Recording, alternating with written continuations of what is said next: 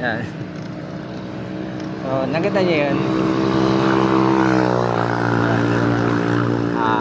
Meron ako gustong i-share sa inyo. Although this is the first day of the month of July. Tawag ito. Di bali ngayong araw, ito sana yung pag-umpisa ng takbo ko sa sinalayan kong run. Yung mapapansin ninyo, ito medyo muulan-ulan, basa din yung helmet, pati yung daanan basa din. Dito rin ako sa may bypass. So, yan, sa loob yung pumapadyak pa uwi, mapapansin nyo, aga-aga pa lang, hapon pa lang, pero yung ulap kasi talagang makulimlim. Yung ngayon, may gusto lang akong ibahagi sa inyo kasi kanina doon sa last two deliveries ko, parehas na hotel. So di na nahirapan.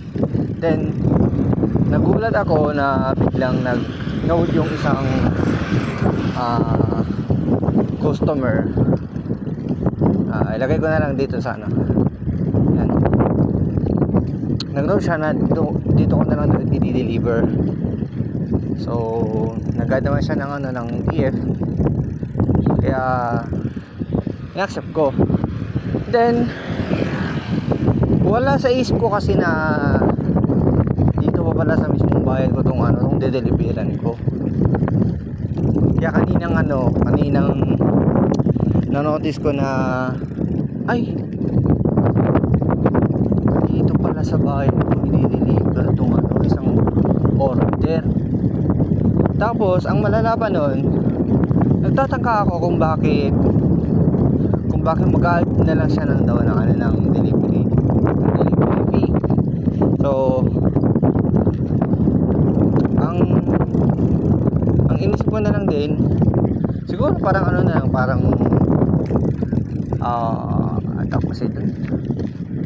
parang dahil sa medyo may kalayuan, parang bonus, or kung hindi ko alam kung ano tamang term, sorry, or something, parang tip or kung ano man, or additional inclusions. Sorry, di ko alam kung ano yung tamang term, sorry po. So sa ngayon, dineliver ko. Then napagtanto ko, nakakala ko yung pin niya tama, yung pala mali pa yung pin.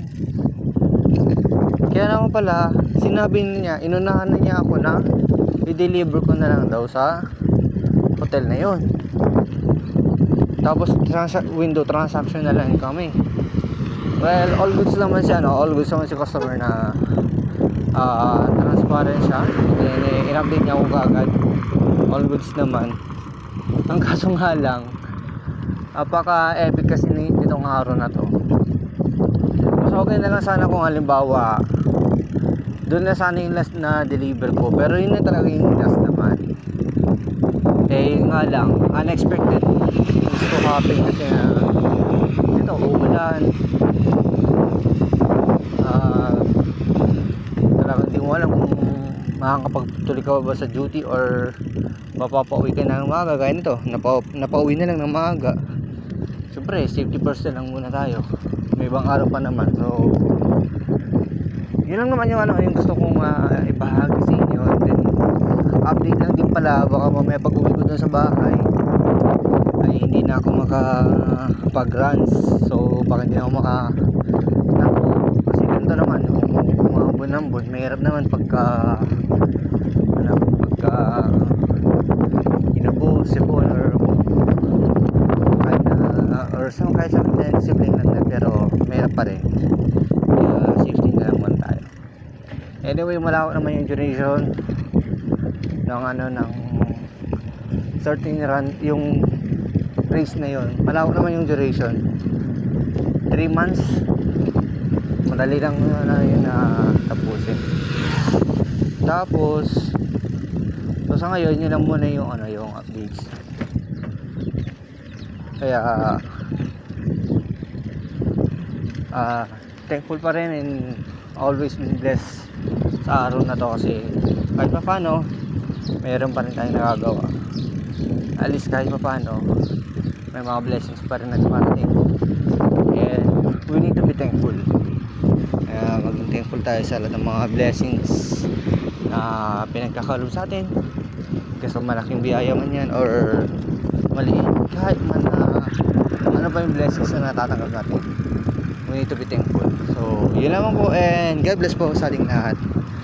Right safe po.